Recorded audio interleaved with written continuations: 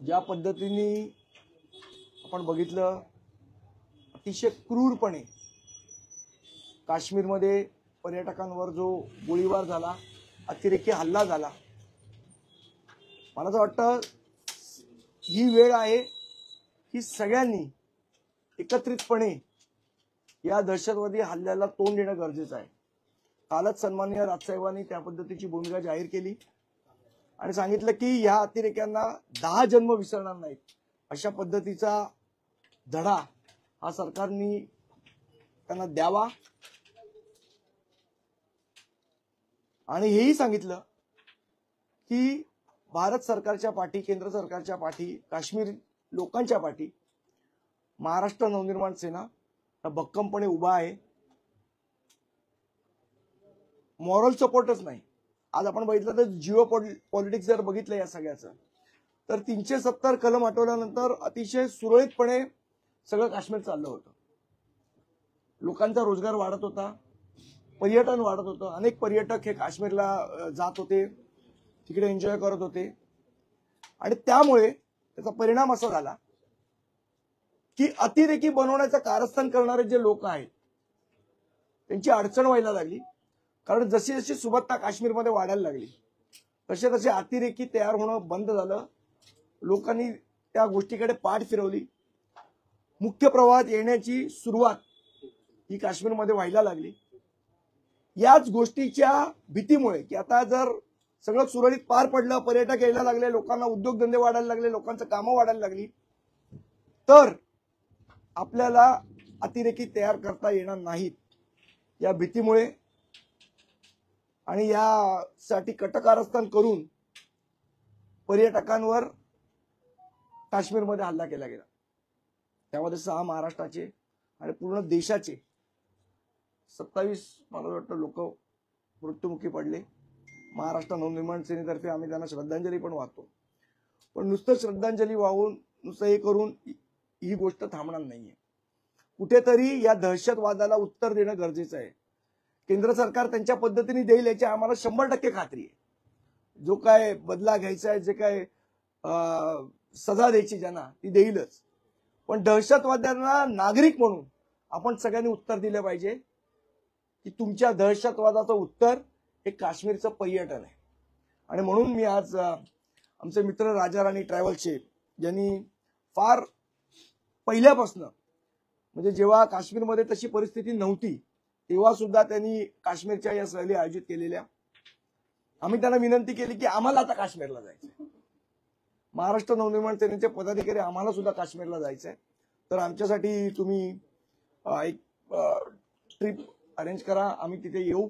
कारण शेवट पर्यटनाला चालना मिळणं म्हणजे जो दहशतवाद्यांचा मनसुबा आहे की या सगळ्यामध्ये पर्यटन खराब झालं पाहिजे काश्मीरचं, काश्मीरचे लोक बेरोजगार झाले पाहिजेत, जेणेकरून ते पुन्हा या दहशतवादाकडे वळतील। हा जो त्यांचा डाव आहे तो उधळून लावायचा असेल तर मला असं वाटतं देशभरातल्या सगळ्या लोकांनी यावेळेला 2 दिवस, 3 दिवस, 4 दिवस जेवढं शक्य होईल तेवढं काश्मीरचं पर्यटन केलं पाहिजे आणि त्यासाठी आम्ही पुढाकार घेतोय।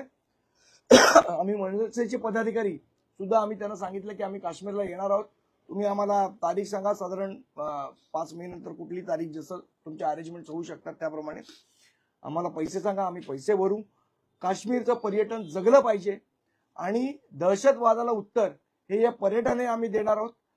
काश्मीरमध्ये जी चांगली परिस्थिती आहे ती आम्ही बिघडू देणार नाही। आमच्या काश्मीरी बांधव भगिनींच्या पाठी हा अख्खा देश ठामपणे उभा आहे, हा संदेश पाकिस्तानपर्यंत पोहोचला पाहिजे यासाठी आम्ही त्यांना विनंती केली आणि लवकरच त्यांचा संपर्क क्रमांक आम्ही जाहीर करू आणि ज्यांना यायचंय, आमच्याबरोबर यायचंय, नंतर यायचंय, ग्रुपनी जायचंय काश्मीरला, ते त्यांना संपर्क साधू शकतात किंवा कुठल्याही ट्रॅव्हल कंपनीला संपर्क साधा, पण काश्मीरला सगळ्यांनी गेलं पाहिजे ही आमचं आव्हान आहे आणि त्याची सुरुवात आम्ही आमच्या स्वतःपासून करतोय।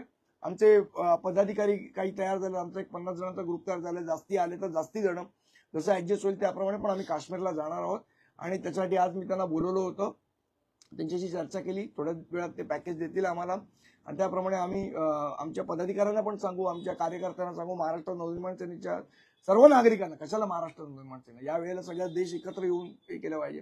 आम्ही सांगू की काश्मीरला ज्यांना जायचंय त्यांनी संपर्क साधा, त्यांना किंवा अजून कोणाला साधायचं ट्रॅव्हल कंपनीला तरी ते साधू शकतात, पण काश्मीरला चला याची सुरुवात आम्ही आमच्यापासून करतो. पहलगाम टेकडीचा पण या तुमच्या पॅकेजमध्ये उल्लेख राहील का किंवा एकंदरीत समावेश राहील का? नाही, जिथे काश्मीरचे सगळे टुरिस्ट जातात त्या सगळ्या टुरिस्ट स्पॉटला आम्ही जाणार आहोत. ते जसे अरेंज करतील त्याप्रमाणे आम्ही सगळीकडे जाऊ. आम्ही काही कुठे जायला घाबरत नाही, कारण काश्मीर हा भारताचा अंग आहे आणि भारतात आम्हाला कुठे जायला भीती नाही वाटली पाहिजे, ही महत्वाची गोष्ट आहे आणि हाच संदेश आम्हाला द्यायचा आहे. पर्यटनाच्या दृष्टीने जो वाढलेला रेव्हेन्यू होता किंवा एकंदरीतच आर्थिक परिस्थिती होती तो एकंदरीत डॅमेज करण्याचा हा प्रयत्न निश्चित बघा, तुम्ही जर जिओ पॉलिटिक्स बघितलं तर आज अतिरेक्यांना जी मदत कधीतरी व्हायची काश्मीर ती आता बंद झाली. याचं कारण इन्फ्रास्ट्रक्चर वाढलं, उद्योगधंदे वाढले, लोकांना रोजगार मिळाला. मी कालच कुठल्या तरी चॅनलवर बघत होतो, एक काश्मीरी युवक होता, तो सांगत होता की माझ्याकडे एकच गाडी होती पहिले, टुरिस्ट गाडी, आणि आता ज्याप्रमाणे पर्यटन वाढत होतं म्हणून मी 2 गाड्या एक्स्ट्रा विकत घेतल्या हे पर्यटनासाठी म्हणून. आज तो सांगत होता की माझी याची अवस्था आहे की आता जर पर्यटन बंद झालं तर या 2 गाड्यांचे हप्ते कुठनं भरू, या 2 गाड्या मी चालवू कशा. म्हणजे त्या पर्यटनावरच काश्मीर अवलंबून आहे. तेच बंद पाडायचा हा पाकिस्तानचा डाव आहे, अतिरेक्यांचा डाव आहे.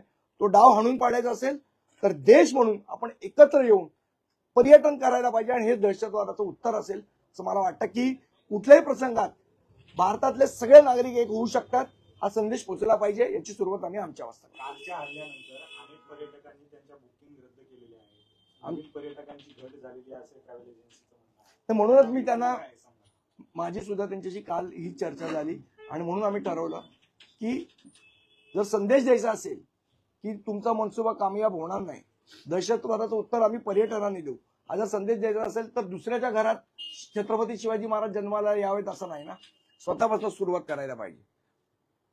मी नाही जाणार पण दुसऱ्यांनी जावं असं करून होणार नाही, म्हणून सुरुवात आम्ही आमच्यापासून करणार आहोत आणि आम्ही लोकांनाही आवाहन करतो त्यांनी सुद्धा काश्मीरला जावं. आपल्या सुरक्षा यंत्रणेवर, आपल्या सैन्यावर, आपल्या आर्मीवर, आपल्या लोकांवर, काश्मीरी आपल्या बंधू भगिनींवर विश्वास ठेवून सगळ्यांनी काश्मीरला गेलं पाहिजे, अशा प्रकारची आमची भावना आहे. सुरक्षा एजन्सीवर पण प्रश्न उपस्थित होते.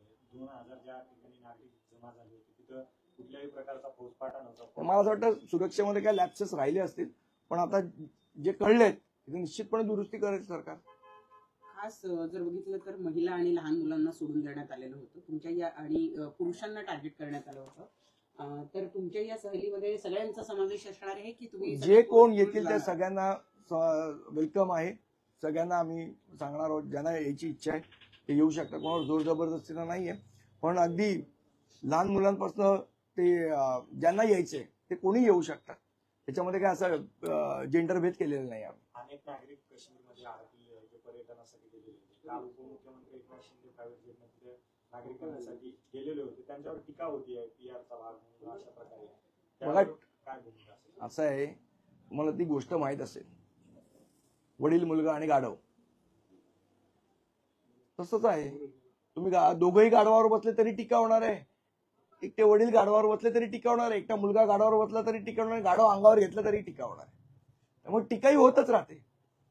आणखी एक महत्वाची गोष्ट म्हणजे की असं लक्षात येतं की जे पर्यटक आता तिथे अडकलेले ज्यांना परत यायचंय, सगळ्या ट्रॅव्हल म्हणण्यापेक्षा सगळ्या ज्या एअरलाईन्स कंपन्या यांनी भाव अव्वाच्या सव्वा वाढवलेले आहेत आणि त्यामुळं खूपसे नागरिक आहेत जे तिकडे अडकून पडलेल्या. काही जणांना भीती वाटत असताना सुद्धा जास्त दिवस राहण्याची वेळ त्यांच्यावर आली आहे, कारण त्यांची पिकनिक संपत आली होती. आता परतीसाठी जो वाढीव खर्च आहे तो त्यांना झेपणारा नाहीये. मला असं वाटतं की म्हणजे आपल्या एअरलाईन्स कंपन्या, आता इंडिगोची एक काय टॅगलाईन आहे, कनेक्टिंग इंडिया, अशा प्रकारे कनेक्ट करणार आहात का तुम्ही इंडियाला? अशा प्रकारे भारत जोडो करणार आहात का? म्हणजे ज्या प्रसंगात तुम्ही खंबीरपणे लोकांच्या पाठी उभं राहिले त्या प्रसंगात तुम्हाला लोकांना लुटण्याचं जर प्रकार होत असतील तर अतिशय गंभीर आहे. मला असं वाटतं काल याची दखल डीजीसीपीने घेतली. 2 स्पेशल विमानं त्यांनी अरेंज केली. महाराष्ट्र सरकारने सुद्धा, उड्डयन मंत्री आपले मुरलीधर अण्णांनी सुद्धा ती अरेंज केली आणि त्याचा मार्ग काढला. पण अशा पद्धतीने एअरलाईन्स कंपन्यांनी वागणं हे त्यांना शोभणारं नाही. त्याचबरोबर असं दिसून येतं की सगळ्या म्हणजे मनसे कायमच म्हणत आलेली आहे की पाकिस्तानशी खेळही नको आणि त्यांच्या कलाकारांना इथे एंट्री पण नको.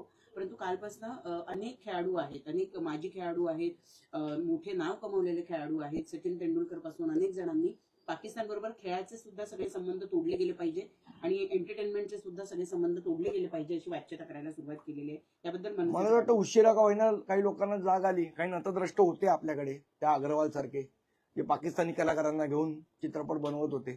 मला वाटतं त्यांना सुद्धा अक्कल आली असेल आता.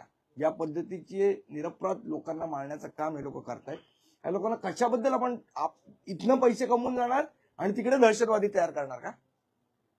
भारतातनं पैसे कमवणार आणि तिकडे दहशतवादी तयार करणार का तुम्ही? मला वाटतं सगळेच संबंध आता केंद्र सरकारने ठेवलेत.